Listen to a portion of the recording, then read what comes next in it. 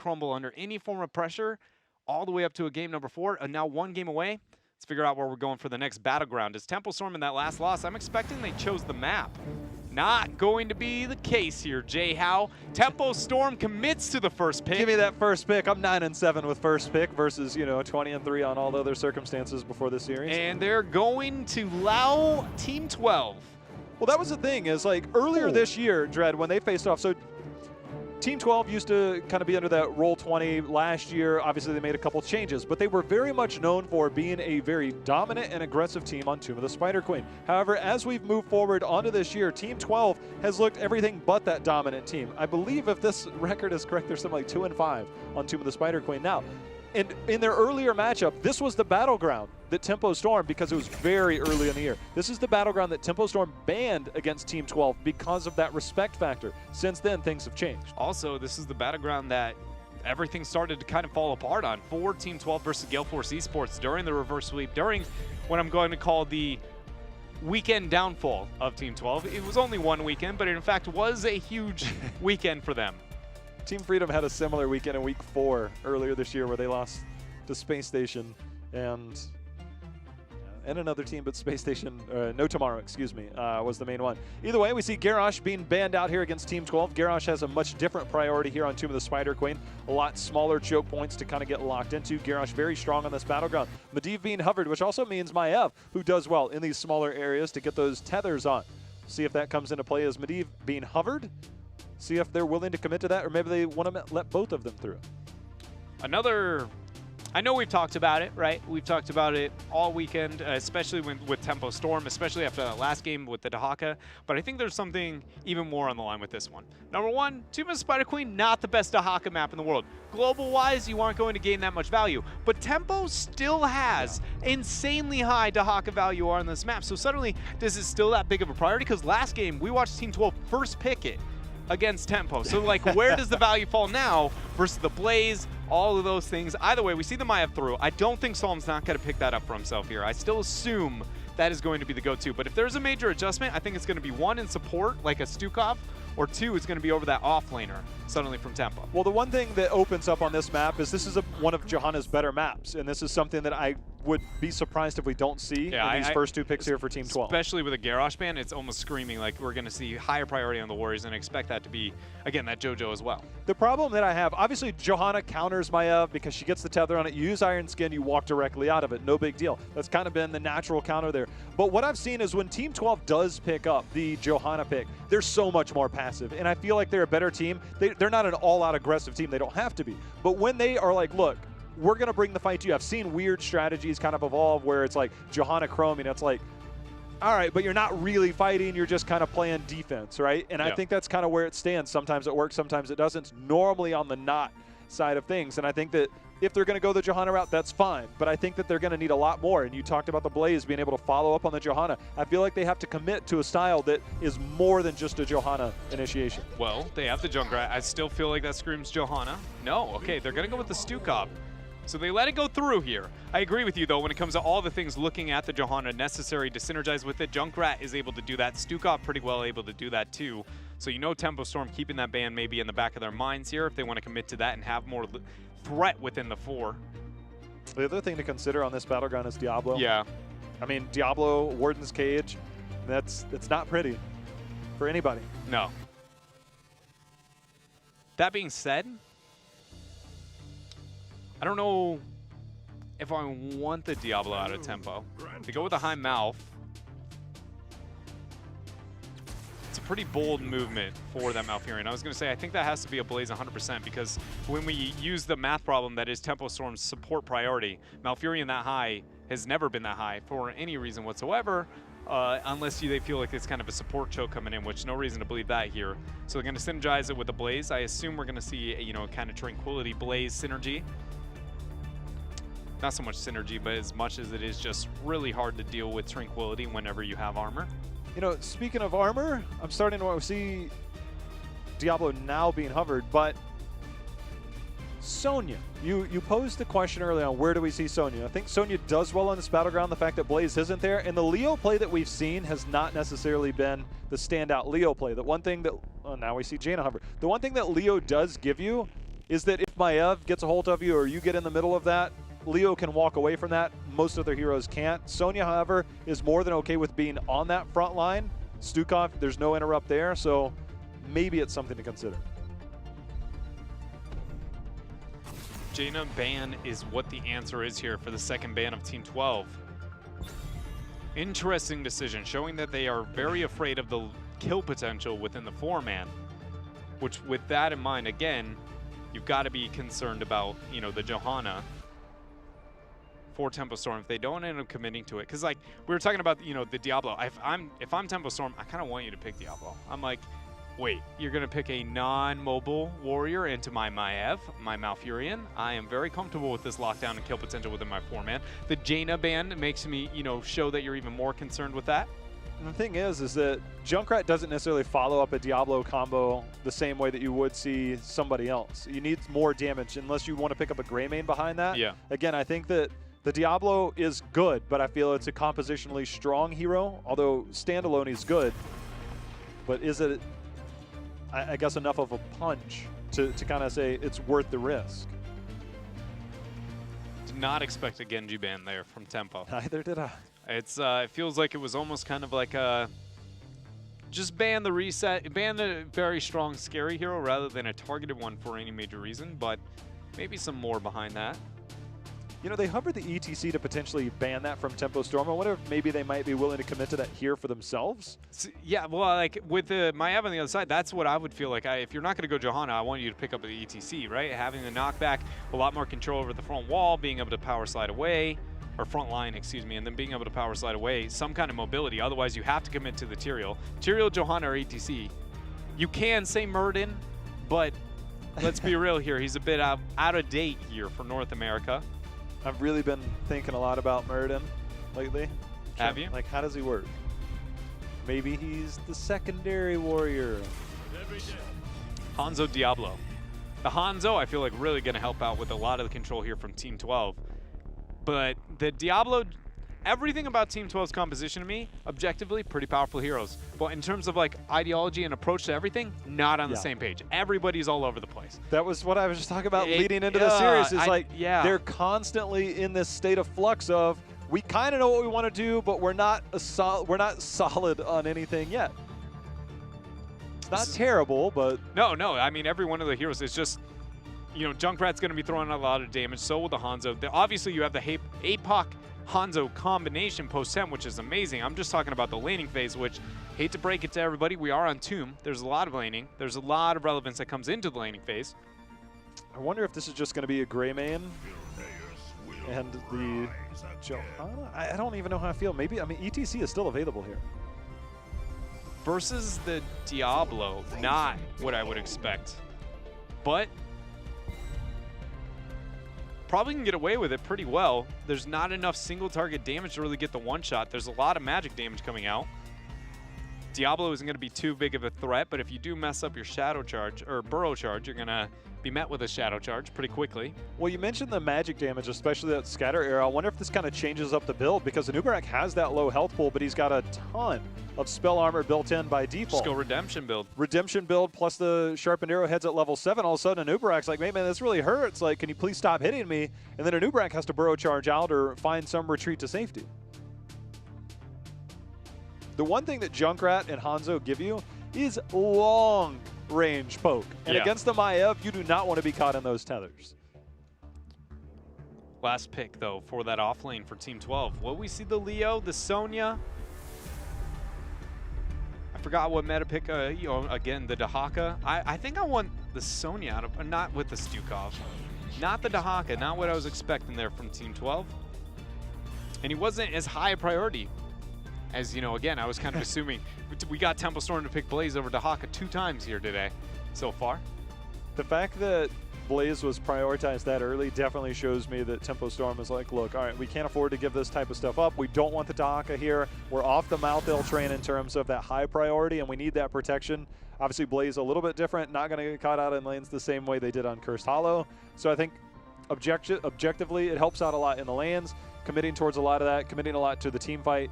and without the same type of risk that we saw in the last one. So I definitely like the Blaze pick up earlier, this time on Tempo Storm, the Dahaka pick this time going over to Team 12. See, the verdict's still out.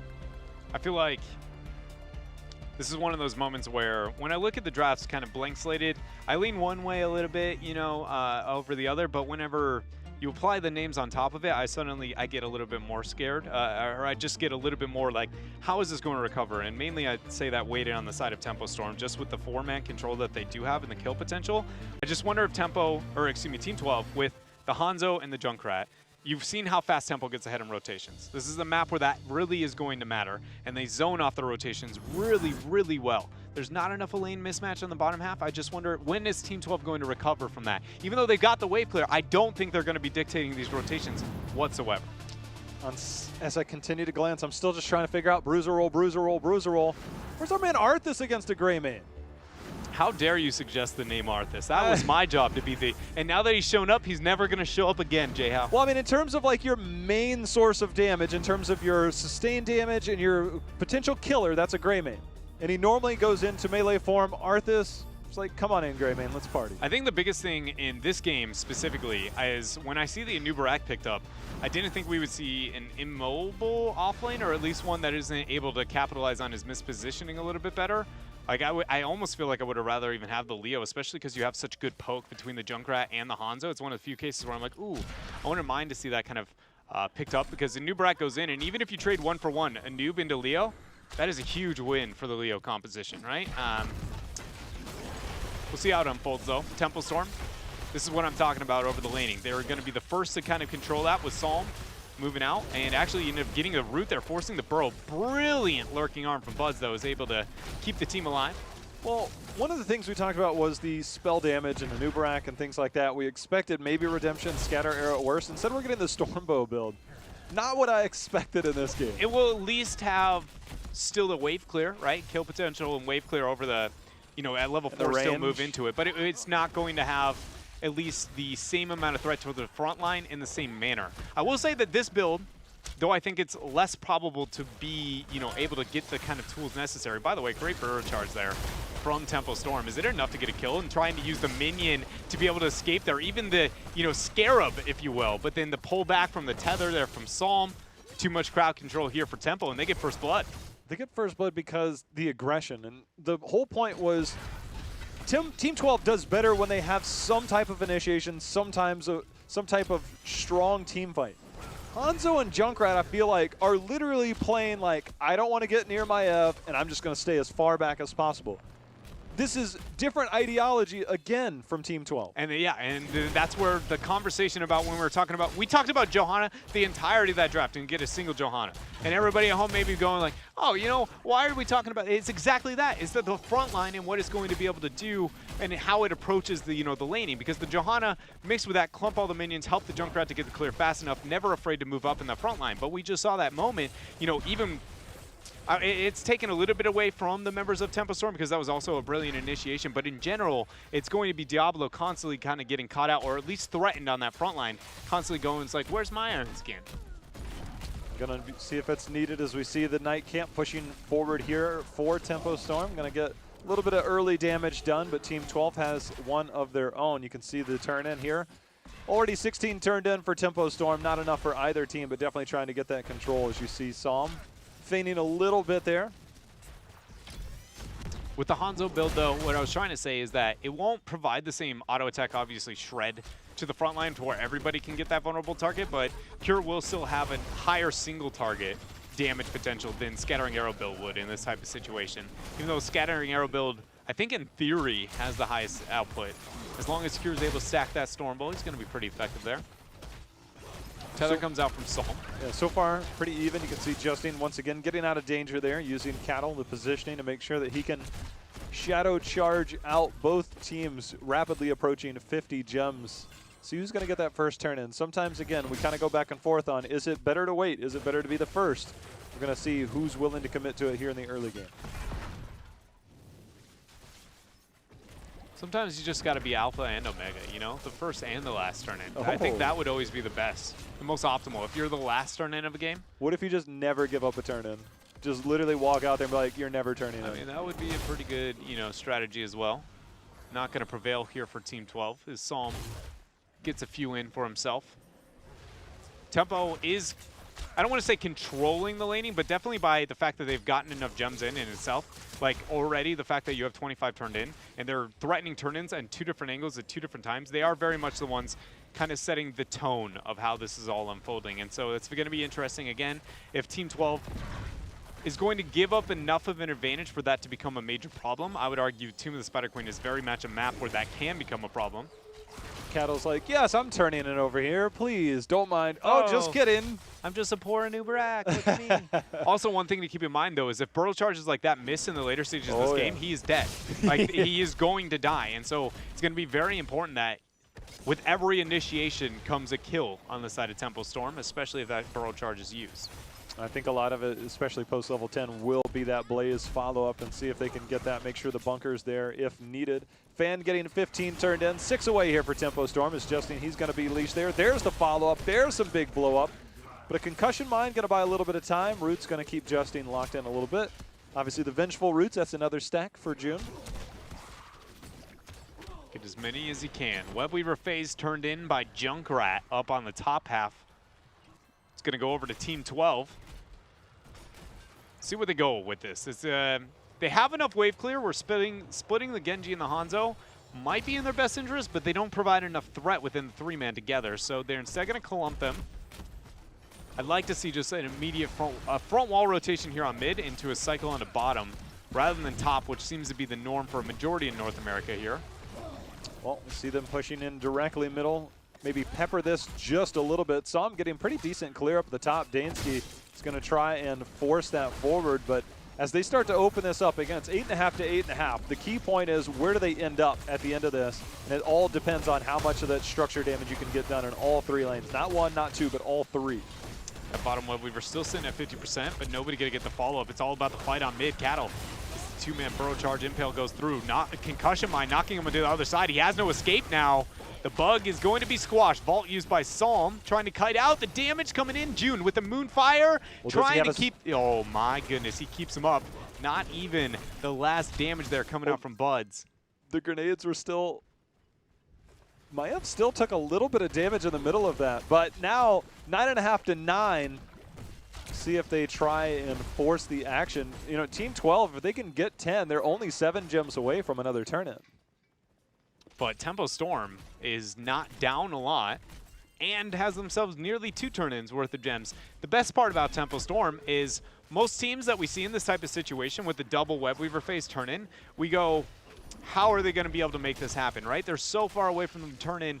They have to keep all these gems on their side. Tempo Storm is only 6 away no matter what, even if everybody on the side dies. That is one of the biggest things that Tempo Storm has done differently, and I always feel like they do a very good job on Tomb of the Spider Queen, is they do baby turn-ins. They're comfortable with kind of putting those gems on reserve, especially over the first Webweaver phase.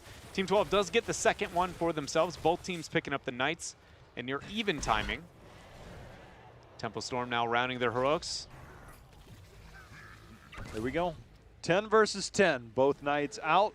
See if Team 12 can get a little bit more out of this. Getting 1 fort down, great. More than that, we'll see if they can get another kill or 2 like they did last time. Obviously, big time. We see Cursed Bullet picked up by Greymane, obviously trying to isolate a hero. See if they can do that between the Anubarak and the Maiev here. Tempo Storm keeping 4 members over this fort, but no initiation coming out from 12 yet. The Haka's still on bottom. Middle Webweaver going to be cleared up. Dragon Arrow is a bit of a whiff. APOC going to be the same as that Bolt dodges.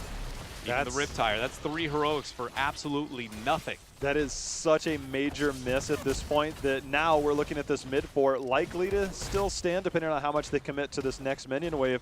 And now we're looking at 1 fort, maybe 2 at most going down.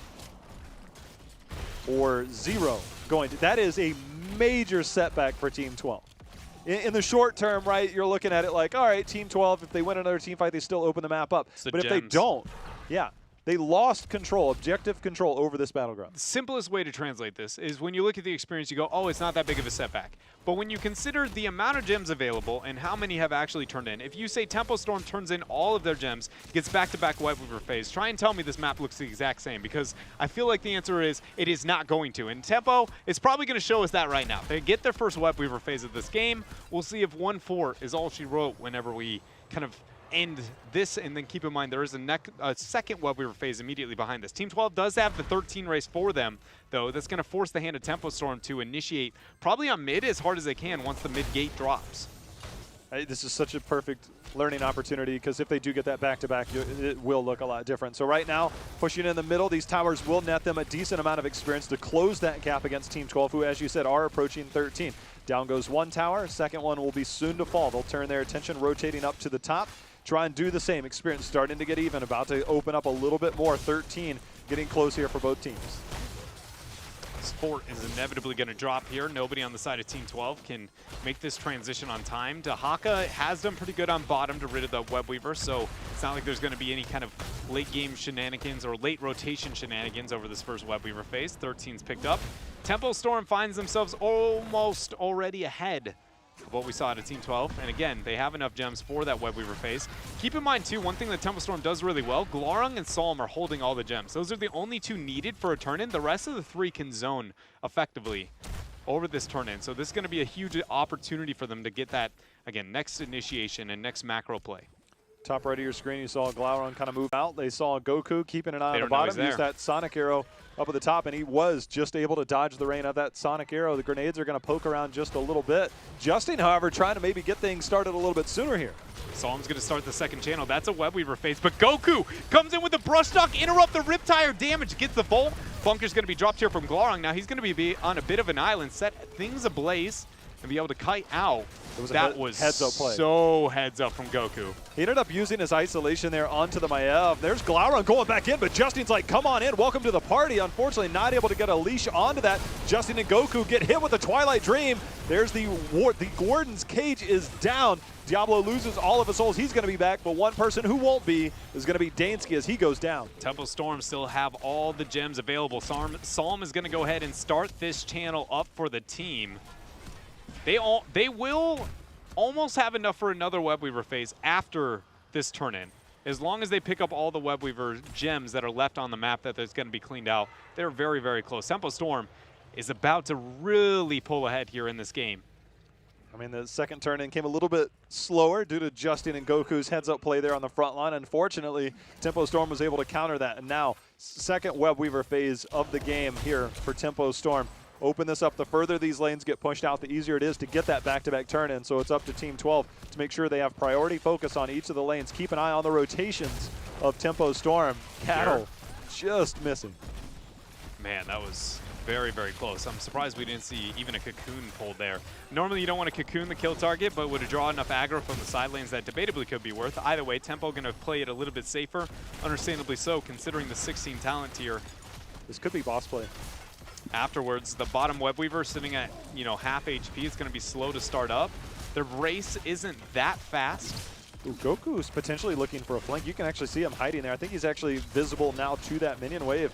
But generally, if that bottom Web Weaver is the last one responded to, it gives you a small window. We don't have the same type of race on the side of Tempo Storm to maybe make that boss play, and now it's being cleaned up here. But instead, they're going to look for a fight. Instead, Glarung just missing. Jet Propulsion not going to land. Dragon's Arrow will, though. APOC comes in. Ice Block going to deter that. Cattle now is going to enter this bunker as the Riptire kind of waits on the wait. Going to get the explosion there. Almost no damage done to Tempo Storm as they walk away with a lot of damage onto this middle keep. Well, Dread, as you said, they should be able to pick up enough gems during that Web Weaver phase for a potentially third turn-in. They did just that. They're sitting on 66. They instantly, as fast as they possibly can. We're not looking at just back-to-back. We're looking at back-to-back-to-back turn-ins here for Tempo Storm. And after that damage done in the mid lane, they should be looking for a keep on this next wave. They're looking for camps, though, to push with. Yeah, if you notice why Fan was starting the channel back and forth multiple times, is they were doing the math on figuring who needs to turn out or turn in, and then who can start those camps elsewhere, so that Tempo Storm can have everything on their side here in game number 4. And they will have that. Web Weavers are going to be coming in. This is Team 12's moment. They're going to turn around this game. It's picking up the 16s, forcing the fight on the side of Tempo Storm, and winning it. Big push coming in here from Tempo Storm. The Web Weavers have landed. The Night Camp going to delay this middle just a little bit longer. You look at the mini-map, you can see Junkrat. He's just poking with his grenades, making sure that he falls back. That's where the priority is. He's got to clear that. Now he's going to try and have to defend that as best he can. Rotate mid, where this keep is going to be under heavy, heavy pressure. Glong looking to join in. Junkrat showed himself on top. Tempo's going to get aggressive. You know Cattle wants to make something happen here with that burrow charge. Kira, you're out a bit far here. He's not going to move up yet. Far forward. I mean, the minute this starts to fall, the only problem is that spell aura is still there from the Knight, so it makes it hard to dive under that. Now we see Tempo Storm. Goku, got to be careful. The Dragon Arrow's going to hit 4 people. Apoc's going to be a little bit late. Bunker goes down. No follow-up so far as the Cocoon is there onto the Diablo. That's going to thwart the assault. And a lot was used there on Team 12, but no results whatsoever. Not able to get anything done here. Tempo Storm now is in a bit of a limbo moment. Oh no. Unless they catch themselves 36 gems on bottom. Passive use, burrow use. Don't think he's going to stay alive. That Twilight Dream, though, is a resource that Team 12 wants. They're trying to get those gems picked up. Justin moves in, flips over Glorong, shoves him back. Jet Propulsion's going to be eaten. Fan trying to get the kill. He will. Flailing Swipe goes down. Glorong ends up dropping here. That is 40 gems on the ground. Cure tries to go over. We'll pick up a lot of them. Not all, but a majority. Salvation is there, but Dread for Team 12 to get back into this game, they're going to need to get another fight. There'll be a small window of opportunity because the later death of Glaurung there on Blaze. But the fact that 20 is so close for Tempo Storm and your Team 12, you're barely almost there for another turn-in, it's going to be hard to get back into this game, and it's going to have to come by way of team fights, which have not gone their way so far. It is a difficult position here for Team 12. Tempo cleared over that top. They were thinking about boss, but they realized, like, look, it's better for us just to defend to make... Oh, they're going in. Hey, no, he's over there. Cure, look at that immediate one-shot, and there goes a Junkrat too. How long do you think he lasts here? About... Oh, wait a minute. That was longer than I expected. Now Tempo Storm with 2 members of Team 12 down, make the march towards the boss. And more importantly, what I think is probably going to be lethal here. Boss, 20 advantage, top keep not only doesn't have a front wall, it's already it's at 50% HP. This is Tempo Storm looking to send us a game 5. This is most likely a tough defense here. Team 12, level 20, almost here for Tempo Storm. Boss sitting about 25% and falling. This could be the march to victory as Dahaka on the bottom lane trying to soak, trying to get any amount of structure damage he can to get back in levels because there's 20 is a long way off, as is a turn-in. Last hope here for Team 12. See if Team 12 decides to defend it, the keep, and use that shrub to try and abuse one of the few shrubs Dahaka can get any value out of, or if they try and wait and defend on the core. They're going in. Justin already used the APOC just for the zoning, the Rip Tires there. But Justin and Team Bunker is out in response. Rip Tires there. Justin knocking up Fan in the top side there. But he's going to have his attention fully focused on him as the Cursed Bullet ripped through his health bar. They did get the trade-off kill there onto June. Yeah, they did get the trade-up, but now Goku has to move through the boss. He uses the burrow to dodge the stun, able to get the kite out, uses the passive. Flailing Swipe pushes all the members back, but after the reveal, here comes Cure, who actually had his passive interrupted. Concussion Mine buys a lot of time, but saw him gonna get the follow-up. Nope, Chuck tested, he waits it out. Now Cure able to keep himself up. My goodness, he is kiting, he is surviving, but Tempo Storm, they're on the core. They've got a Gray Main, and they're starting to take it down 70% and falling. Saw him, he joins the fray. Span, if he goes down, that is a big chunk, but the boss still so healthy. Looks like they should do this, although 3 members, Glaurung 10% and falling. This should be enough, 4%, and that is it. We are heading to a game number 5 here between Tempo Storm and Team 12. Tomb of the Spider Queen. As I wrap around my cord, that's how I do it every single time. Do swirlies. That was just, I mean, okay, so first of all, first 2 Web Weaver phases, go over to Team 12.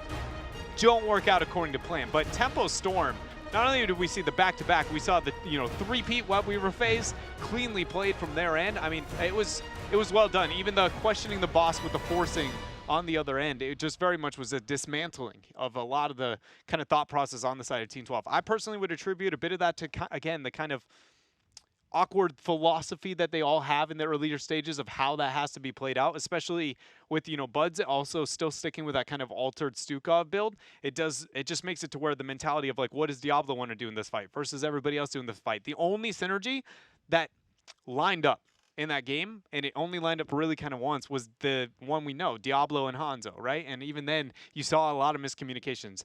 To be honest, I feel like even a lot in that game, like a lot of the play on the side of Team 12, you look at it and you kind of go, that wasn't what we saw in games 1 through 3, and you suddenly go, is this game 5 going to be as competitive as the beginning of the series? Again, it comes down to draft for me. When you draft a Hanzo and a Junkrat and you're going Stormbow build, you're looking to just play passive, poke, poke, poke, stand very far back. And I feel like they have to have an element of aggression in the middle of that. The Diablo obviously is there, but Dahaka's not, right? So where does that come in? And I feel like that's Team 12 strengths. And credit to Tempo Storm, because normally most teams are going for that boss, but you want to have somebody to defend the turn in. They caught eye of Junkrat kind of heading that way, and they're like, wait a minute. But the blind burrow charge from Cattle towards that bottom turn in ended up being able to capture Cure in the middle of that and got that double kill, which was kind of the whole thing. And then they were able to go get boss. Very heads-up play by Tempo Storm to kind of break from the norm and keep Team 12. And they're like, oh, wait a minute, we'll get the turn in. We'll counter this. It didn't happen, so Tempo Storm, good heads-up shot calling there. Yeah, and it was the reason they were able to hold off that last game, and again, why we're going to be moving to a game number 5. But this is